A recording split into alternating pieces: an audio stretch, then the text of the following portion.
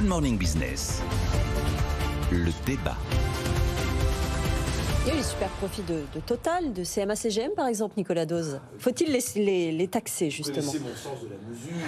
Vous savez que je suis toujours dans la mesure. D'abord, il y a un flou incroyable au niveau du gouvernement. Bruno Le Maire nous dit dans les Échos hier que ce n'était pas son idée. Puis une heure après, on a Clément Beaune qui dit « Ah, pourquoi pas ?» On va laisser le bavardage et la cacophonie politique. Alors, vous allez vous faire votre opinion. À la limite, vous me direz à l'arrivée. Je vous donne les éléments qui justifieraient de taxer, effectivement. Vous prenez les chiffres. Total Énergie, 9 milliards de profits au premier trimestre. 9 milliards sur 3 mois. Ouais. Si on met ça sur un an, ça fait 36 milliards. On a jamais. Vous savez, quand Total faisait 15 milliards extra, 36. Vous prenez Engie, 5 milliards de profits au premier trimestre 2022. C'était 4 milliards en 2021. En 3 mois, ils font déjà 1 milliard de plus qu'en 2021. CMA-CGM, 7 milliards de profits en 2022. En 2021, ils ont fait 18. Vous vous dites, oh, super profit, tiens, peut-être que cette fois-ci, le terme super devant profit, même si j'aime pas cette expression, parce qu'elle est liée à un jugement de valeur, c'est quand même assez incroyable. Mais ils sont déjà taxés, ils payent l'impôt. Ah mais oui, non, mais bien sûr, oui, aucun problème. Mais on peut se dire que c'est extraordinaire. Honnêtement, c'est extraordinaire. Après, on peut se dire aussi que ça a du sens de taxer les rentes. Est-ce que Total est super doué? Non, le pétrole est cher. Est-ce que CMA-CGM est super doué? Non, le transport maritime. Donc en fait, tout ça, c'est une forme d'impôt que nous payons. Et c'est un impôt sur lequel les résultats de ces entreprises est indexé. Donc on peut considérer que c'est une forme de rente, finalement, qu'ils ont. Parce qu'ils n'ont pas fait un effort extraordinaire ni une stratégie fabuleuse au premier trimestre qui justifie des chiffres pareils.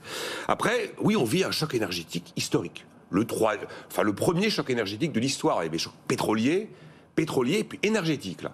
Donc, situation exceptionnelle, taxation exceptionnelle. Et puis, regardez, finalement, d'autres le font, même les Britanniques, rendez-vous compte. L'Italie aussi, la Hongrie, l'Allemagne se pose la question. Arguments pour. Les arguments contre, maintenant.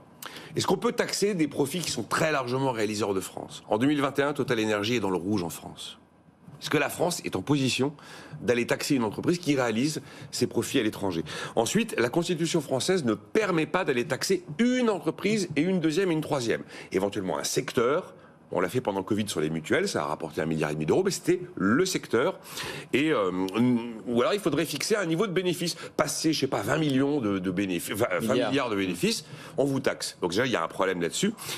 Alors après, moi, à mon avis, la solution, c'est une pression politique pour dire c'est exceptionnel pour vous, alors cet argent, vous allez en réinvestir une partie pour l'intérêt général. À mon avis, c'est la meilleure solution. Comme l'a fait Total Énergie en annonçant hier une baisse de 12 centimes. Oui, à mon avis, c'est la meilleure solution. Alors, est-ce que vous avez convaincu Jean-Marc Daniel? Je sais pas, entre les pour et les contre. Moi, je n'ai que des contre.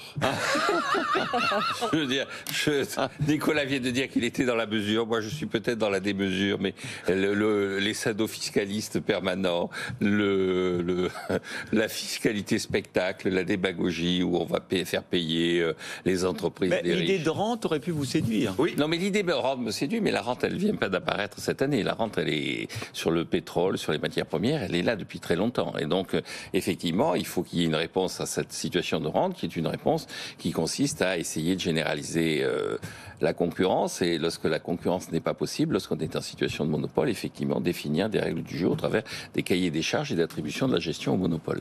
Mais lutter contre la rente, évidemment, je suis tout à fait d'accord, mais de façon permanente, réelle et structurelle, et pas de façon conjoncturelle pour répondre à un moment donné à une situation d'émotion de la population. Et donc, ce qu'a dit d'ailleurs Nicolas au tout début, c'est, mais on ne sait pas très bien dans le flou, donc c'est toujours le maître mot du régime, c'est incohérence. Donc la taxation des super profits rentre dans cette logique d'incohérence. Et vous l'avez dit, de toute façon, il y a déjà sur les profits un impôt, l'impôt sur les sociétés. Il y a déjà un impôt qui est trop élevé en France. Et donc en rajouter par rapport à ce que devrait être cet impôt qui devrait tourner aux alentours de 12,5-15%, si on regarde la structure de notre fiscalité et le rôle d'une fiscalité sur les entreprises, eh bien je pense qu'il est bon ton d'en rester là. Ce que je trouve d'assez inquiétant dans tout ça, c'est de dire que les entreprises, parce qu'elles ont de gros profits, n'investissent pas assez. La question qui se pose, c'est que deviennent ces profits? S'ils sont redistribués sous forme de dividendes, les dividendes eux-mêmes sont réinvestis. Et donc là aussi, derrière ce discours, il y a l'idée que le réinvestissement interne dans l'entreprise est bon, le investissement par l'intermédiaire de l'actionnaire vers d'autres secteurs est condamnable. Et donc je suis plutôt d'accord avec cette idée que des super profits, c'est une façon aussi par l'intermédiaire de dividendes, de redistribuer des secteurs qui gagnent beaucoup d'argent vers les secteurs d'avenir qui seront les lieux où on va désormais investir. Bah, par exemple, Total Energy pourrait aller encore plus vite dans ses investissements sur les énergies renouvelables. Oui, mais les actionnaires... C'est l'entreprise la plus engagée sur la transition mais écologique. Encore plus avec ses profits records. Mais Total Energy n'est pas aimé, mais c'est la boîte la mieux gérée de France et c'est un moteur de transition verte. Mais non, ce que je veux dire par là, c'est que les actionnaires de Total Energy, quand ils vont recevoir les dividendes, eux, ils pourront acheter des entreprises produisant de l'hydrogène ou des choses comme ça. Total Energy considère que c'est son rôle de se transformer et de faire les propres investissements. Oui, absolument. Donc c'est un choix. La question pour ou contre. C'est un choix entre les décisions de Total et les décisions des actionnaires.